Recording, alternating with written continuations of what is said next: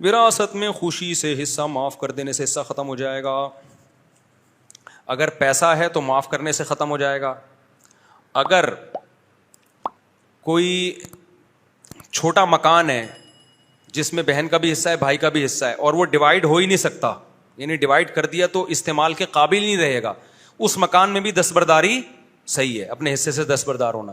لیکن اگر ایسی پراپرٹی ہے یا ایسا مکان ہے, پیسے میں بھی, پیسہ بھی تقسیم کے قابل ہے نا, تو جو چیز بھی ڈیوائڈ کے قابل ہوتی ہے اس میں وہ معاف کرنے, یہ ہبہ کرنے سے ہبہ ہوتا نہیں ہے. اس میں یوں ہوگا جیسے 1000 گز کا پلاٹ ہے, بہن کا بھی حصہ ہے بھائی کا بھی حصہ ہے, تو پہلے بہن کا حصہ کاٹ کے الگ کریں گے آپ, یہ اس کا حصہ ہے, پھر وہ معاف کرے گی تو معاف ہوگا.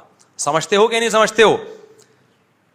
کیونکہ معاف کرنا اصل میں یہاں یہ ہوتا ہے کہ دوسرے کو حصہ دینا, تو دینے کے لیے قبضہ ضروری ہے. جب تک قبضہ نہیں ہوگا اس وقت تک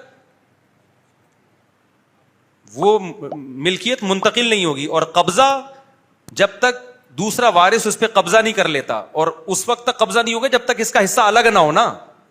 تو جن چیزوں میں حصہ الگ ہو سکتا ہے ان میں الگ کر کے ہینڈ اوور کیے بغیر دستبرداری نہیں ہوتی.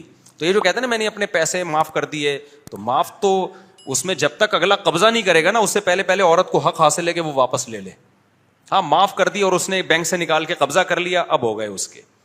اس نے کہا میں نے یہ پراپرٹی معاف کر دی اور اس نے قبضہ کر لی, پھر ہوگی. سمجھتے ہو کہ نہیں سمجھتے؟ تو اس کے بغیر نہیں ہوتی. تو یہ صرف منہ سے کہہ دیا تو اس کا کوئی اعتبار نہیں.